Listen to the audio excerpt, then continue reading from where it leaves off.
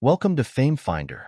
Glowing Star today, we're diving into what can only be described as the latest royal disaster, the Colombian tour of Prince Harry and Meghan Markle.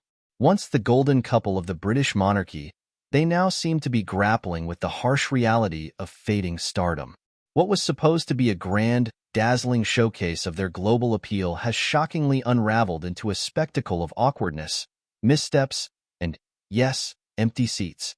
Grab your popcorn because this one's a roller coaster. The tour kicked off with Meghan taking the stage at the Responsible Digital Future Summit, a prestigious event hosted by the Archwell Foundation in partnership with Colombia's Vice President's office. Meghan's speech on online safety should have been a powerful moment, urging people to reflect on the values their parents and grandparents taught them before posting hateful comments online.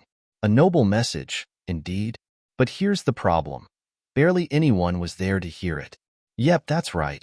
What should have been a packed room of eager listeners turned out to be a sparsely populated event, with the empty seats echoing louder than Meghan's heartfelt words. And if that wasn't enough of a stumble, Meghan found herself struggling with Spanish, a crucial skill when speaking to a Spanish-speaking audience.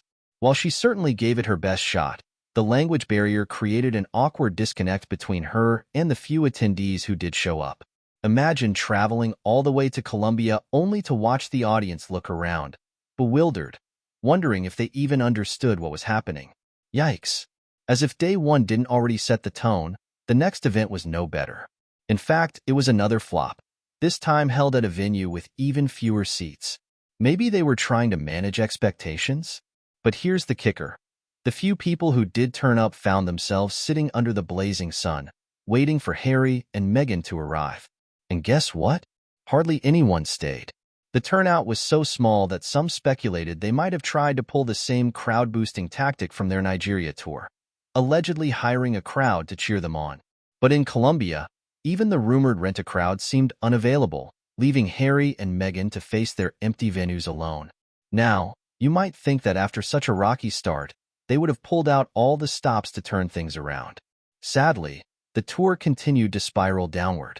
Adding insult to injury, Meghan was photographed with sweat stains during one of the events. Sure, it's a trivial detail. Who doesn't sweat under the hot sun? But the press, always eager to pounce on the smallest hiccup, quickly turned it into a headline.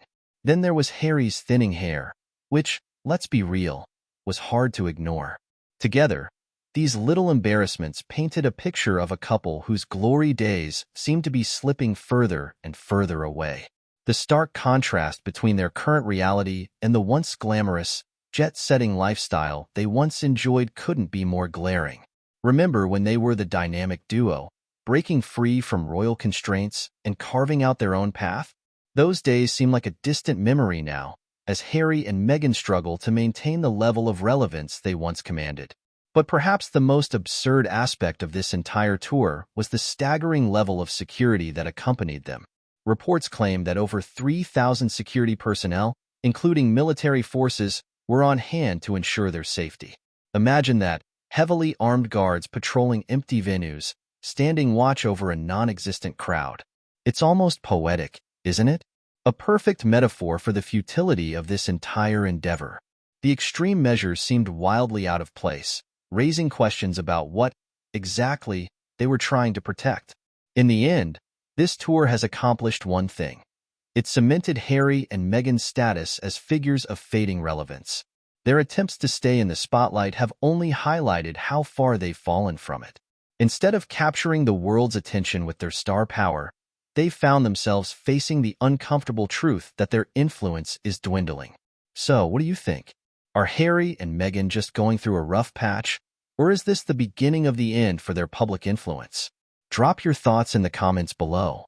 And before you go, make sure to hit that like button, subscribe to Fame Finder, and turn on notifications so you never miss the latest royal gossip and celebrity updates.